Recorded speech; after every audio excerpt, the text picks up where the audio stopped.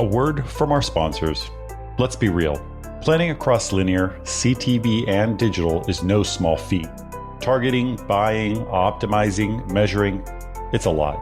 That's why Nexon built Nexon U as an online course led by agency and publisher experts who are deep in the converged space every single day. They're here to help you get it right. Their biggest module yet, media planning and activation. It's now live and packed with expert tips, campaign walkthroughs, and a certification badge to prove your skills. Start learning today by going to u.nexon.com. Again, that's u.nexxen.com. This podcast is brought to you by AudioHook, the leading independent audio DSP. AudioHook has direct publisher integrations into all major podcast and streaming radio platforms, providing 40% more inventory than what could be accessed in omnichannel DSPs. What's more, AudioBook has full transcripts on more than 90% of all podcast inventory, enabling advanced contextual targeting and brand suitability. AudioHook is so confident that in addition to CPM buys, they offer the industry's only pay-for-performance option, where brands can scale audio and podcasting with peace of mind knowing they are only paying for outcomes. Visit audiohook.com to learn more. That's audiohook.com.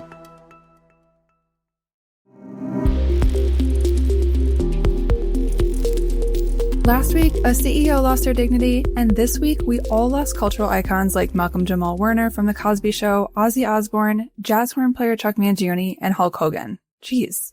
I'm Kait with Marketecture, and this is The Refresh, your weekly download on what went down in advertising. Today is Monday, July 28th, and this week on The Refresh, we're covering Alphabet's Q2 earnings, Newsweek's monetization pivot, and the Paramount Skydance merger approval. The biggest thank you to our sponsor, Freewheel, for their continued support these past couple of months. Now, let's get into it.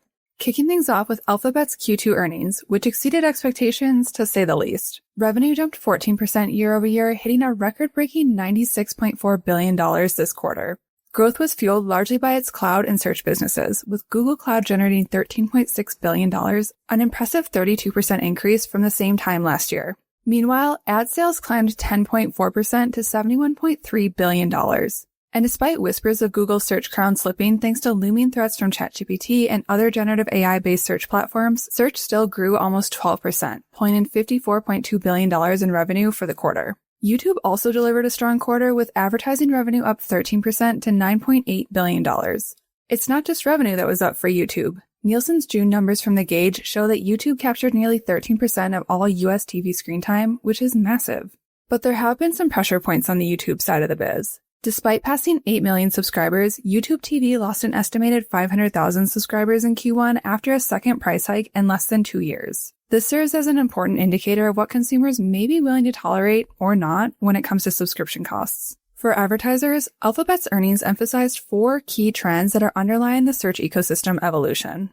First, publisher referral traffic and revenues are under threat. Google's network division, which includes publishers and app developers that plug into their ad tech, saw revenue declines of about $100 million this quarter. They say correlation isn't causation, but that drop coincides with declining referral traffic to publishers, in all likelihood a byproduct of Google leaning harder into their AI overviews and the broader rollout of its generative search offering, AI Mode. Fewer clicks means fewer impressions for publishers, and ultimately fewer opportunities to monetize their ad inventory. Second, Google is pulling users deeper into its own ecosystem. This quarter marked the first time that Google acknowledged that AI features like overviews and Gemini are increasing query volume.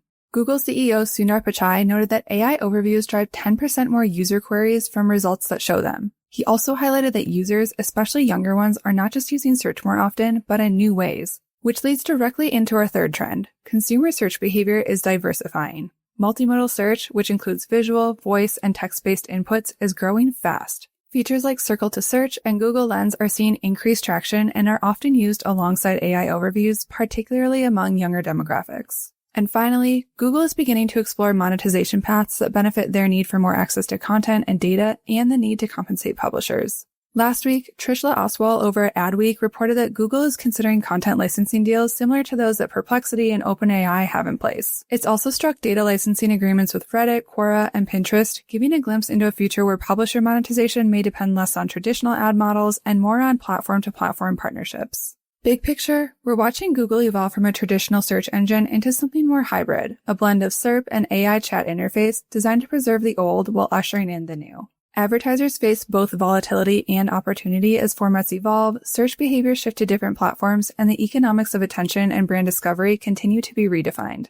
Next up, we've got a publisher pivot worth taking notes from. Newsweek is shaking up its business model in order to brace for the impact of AI on the open web, particularly search and its resulting referral traffic, or increasing lack of. Newsweek is anticipating this world where it may no longer be able to rely on organic traffic from search engines to drive impressions and therefore ad revenue. Right now, digital advertising still accounts for 63% of Newsweek's revenue, with the majority, 70%, coming from programmatic. But with referral traffic under threat, the publication is taking proactive steps to diversify its revenue streams. Their goal is to decrease dependency on advertising revenue to 55% this year. To accomplish this, Newsweek plans to maximize its acquisition of healthcare and pharmaceutical-focused ad tech platform AdPrime, along with growing user subscriptions, and monetizing its content through syndication deals with AI platforms to charge AI bots to crawl and train on its content. Think of it as a cost per crawl. Bot traffic to Newsweek's paywalled content jumped 732% between Q4 2024 and Q1 2025. They're currently monetizing this traffic through a partnership with Tollbit. Publishers like Newsweek are also beginning to rethink what type of inventory access they want to provide to advertisers, or at least encourage them to buy. Many have started to shift focus away from open web programmatic and toward more direct relationships, including private marketplace deals and bespoke sponsorships. As generative search continues to push users toward using answer engines and engaging in zero-click search behaviors, publishers are asking how to protect their IP and remain visible in AI-driven environments. Meanwhile, advertisers are asking how to ensure discoverability and brand presence when links are buried under answer boxes or missing altogether. The rules are changing fast, and everyone's trying to adapt to a playbook that's developing in real time. Maybe Newsweek's CEO Dev Pragad put it best: a big part of our diversification strategy is looking at revenue streams that could potentially be disrupted by AI, and then trying to invest and grow revenue streams that won't be. That's solid advice, not just for publishers, but for every business that relies on discoverability, audience access, and the ability to drive revenue in a rapidly evolving internet environment. Finally, one of the most controversial media mergers in recent memory is now official. The FCC has approved the Paramount Skydance deal, paving the way for the formation of Paramount Skydance Corp. The approval caps off more than a year of back-and-forth drama, legal battles, and eyebrow-raising settlements, specifically a $16 million payment to President Trump earlier this month, which many speculate was less about legal resolution and more about clearing the merger's path. Days after that settlement, CBS announced the cancellation of The Late Show with Stephen Colbert, citing financial pressures. But critics argue the decision was politically motivated, especially given Colbert's outspokenness on the Trump settlement. The FCC's final blessing of the merger came after Skydance made assurances about promoting viewpoint diversity, vowing to steer clear of DEI-focused programming, and appointing an ombudsman to review complaints of bias or other concerns. The merger also represents a new family dynasty taking over this freshly formed media giant. David Ellison, son of Oracle founder Larry Ellison, will take the reins at Paramount. That makes it an especially big week for the Ellison clan. Oracle also struck a massive $30 billion per year deal with OpenAI for cloud and data center services. In other words, the Ellisons are now at the center of two of the most influential engines shaping media and AI's future. And just when we thought this saga couldn't get stranger or more dramatic, South Park entered the chat. Paramount had just finalized a $1.5 billion deal with South Park creators Trey Parker and Matt Stone's studio Park County to stream the full South Park library on Paramount Plus and crank out 50 new episodes for Comedy Central. When mere hours later, the show's season premiere aired, taking direct jabs at President Trump, the Paramount Skydance chaos, and, well, let's just say a few highly contentious current events, specifically one that starts with E and ends with Steen. South Park is known for its political and cultural satire, but this episode definitely fell along the lines of, it's funny because it's real. All that aside, I'll be interested to see if the drama dies down after the merger is finalized, or if Paramount's newly formed political obligations will plague them, and advertisers as a result. That's all we have time for this week. Thanks for joining us for the refresh, and we'll catch you later.